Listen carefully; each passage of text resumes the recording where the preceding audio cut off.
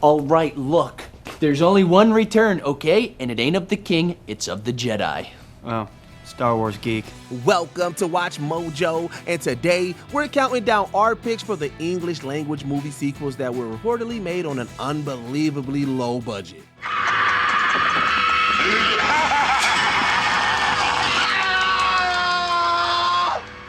Number 10, Clerks II.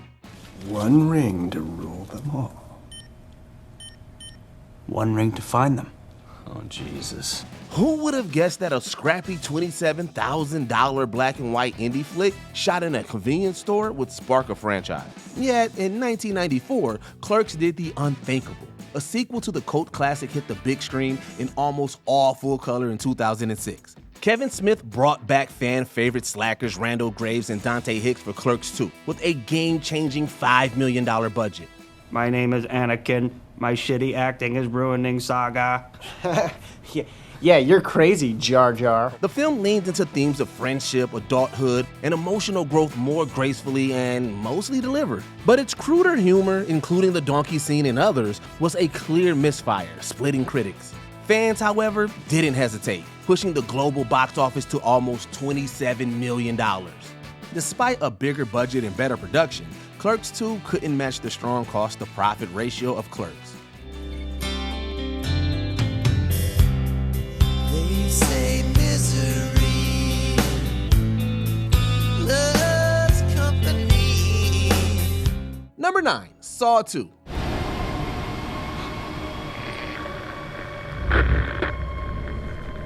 Hello, Michael. I want to play a game. A year after Jigsaw's mayhem in 2004, Saw II took the claustrophobic terror of the first and cranked up the brutality. With a lean $4 million budget, far from the $1.2 million of the first, the sequel proved you don't need blockbuster money to make a box office hit.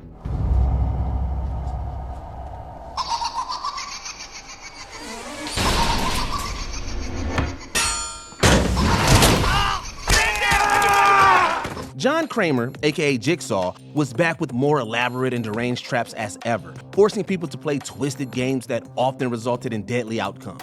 Saw II was brutally bloody, much like its predecessor, cementing its place in the splatter horror subgenre. But despite this, it didn't win over critics. Fans, though, they couldn't get enough. And the more than $150 million box office number says it all. Fast forward 2 decades and the Saw films are a $1 billion franchise. Game over. Number 8, Evil Dead 2.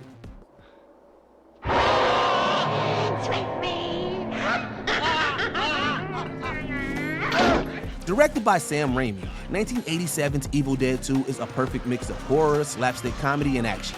It transformed the franchise with humor, tension, and a smarter story, all on a modest $3.5 million budget. Bruce Campbell reprised his iconic role as Ash, and the Necronomicon chaos returned in this remake/sequel. Once again, Ash finds himself in an abandoned cabin, but this time it's what happens to his girlfriend Linda that kickstarts the film's story.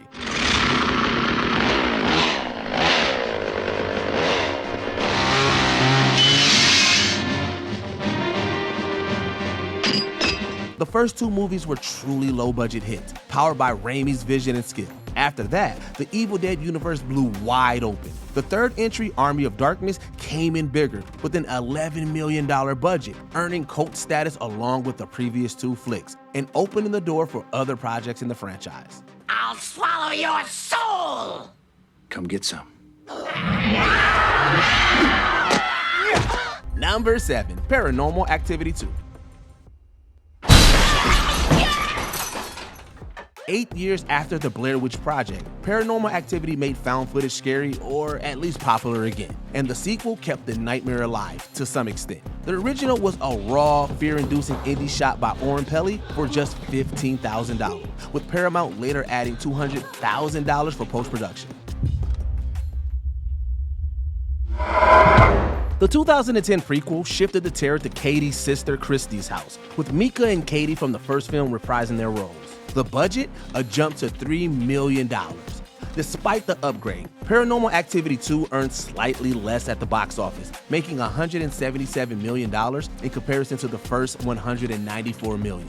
Still, its disturbing realism and eerie atmosphere made enough of an impact that 4 more installments of the franchise were released between 2011 and 2021.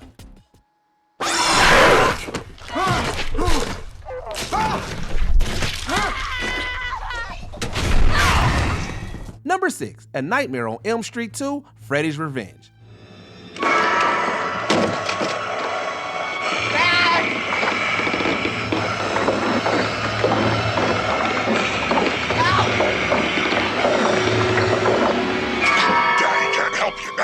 Freddy's Revenge continued the Nightmare on Elm Street saga, diving into Freddy's terror through possession and twisted nightmare. The original helped New Line Cinema avoid financial ruin, making more than $57 million on a less than $2 million budget.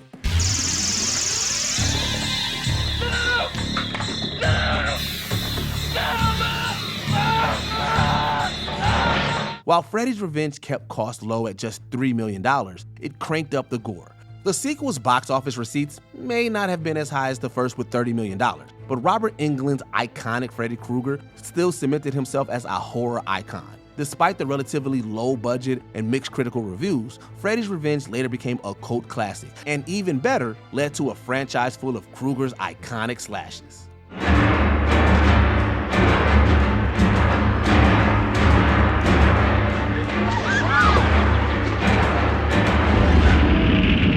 Number 5, Hatchet II. Get off right now or you're gonna get shot. Serious now.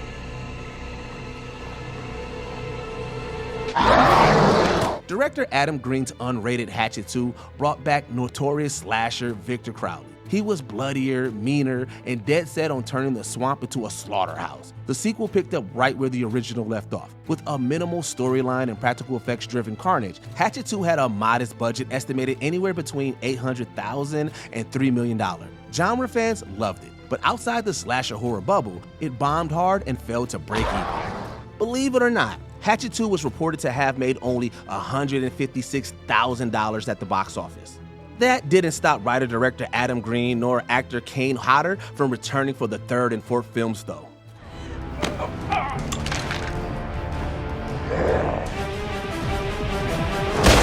Number 4, Mad Max 2, The Road Warrior.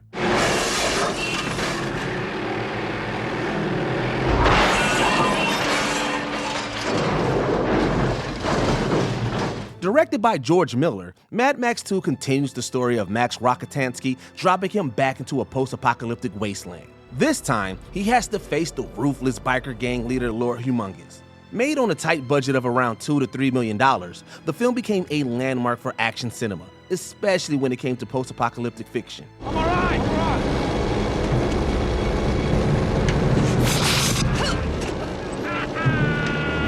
With intense vehicular chases and brutal fight scenes, The Road Warrior solidified Mel Gibson's Max and his devil-may-care black leather jacket as a cult icon. Though it didn't match the record-breaking success of his predecessor, which earned the Guinness World Record for most profitable film ever, Mad Max 2 still raked in over $23 million and is also considered one of the greatest sequels of all time. And the Road Warrior. That was the last we ever saw of him. Number 3, Before Sunset. Do you want to maybe get a cup of coffee? Didn't you just say you have a plane to catch? Yeah, but I mean, I have a little time. Okay. Yeah? Directed by Richard Linklater and co-written by lead actors Ethan Hawke and Julie Delpy, Before Sunset was a romantic but wiser extension of the indie flick Before Sunrise. And then after an hour or so of just staring at each other, they're married. It's beautiful. I like that. 9 years after Jesse and Celine's first encounter on a train in Europe, the duo reunited in Paris. While the plot appears simple, what unfolds after this truly hits every emotion. Falling in the ballpark of $2 to $2.7 million, Before Sunset was a low-budget film that traded spectacle for depth, soul, and higher stakes. Its box office roared to a solid $15.8 million. Critics raved, and an even brighter future awaited a few years later with the 2013 third entry, Before Midnight. Yeah, that's actually, it's been a real issue, you know? I mean, closest, they don't travel well through the whole space-time continuum. Wow. He's so smart. Number 2, Bride of Re-Animator. Where are her feet? Her feet. Why, they're missing. A lot of stuff's been missing from around here lately, Holmes. What happens when you double down on both the budget and the madness of an indie horror comedy? You get Bride of Re-Animator, a sequel to the 1985 cult classic. Brian Usner's direct-to-video film delved deeper into Herbert West's twisted obsession, first explored and filmed by Stuart Gordon and Company in Re-Animator.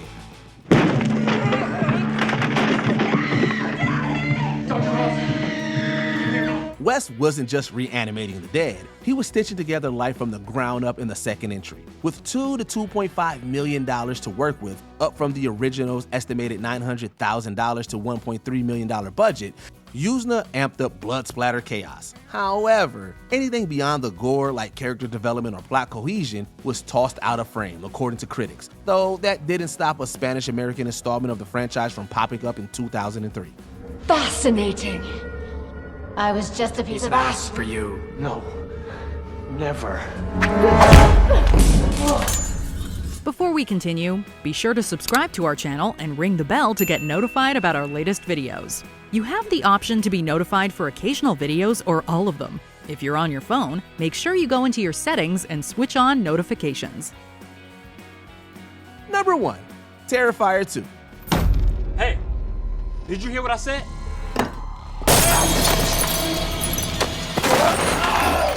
Despite delays due to the COVID-19 pandemic, filming for Terrifier 2 managed to wrap in 2021, resulting in an indie horror flick that's often considered better than the first film. Through the twisted vision of Damien Leone, we once again follow a story featuring sadistic killer Art the Clown.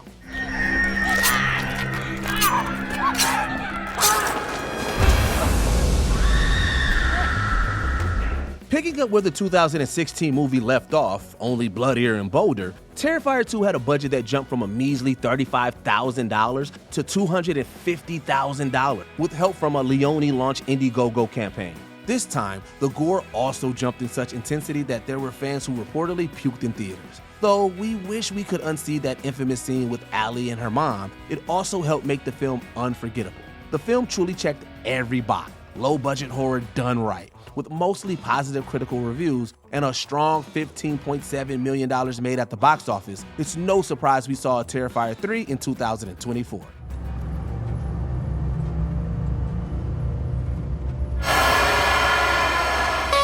Which sequel did you not expect to be made on such a low budget? Let us know in the comments down below.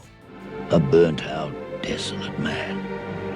A man haunted by the demons of his past. A man who wandered out into the wasteland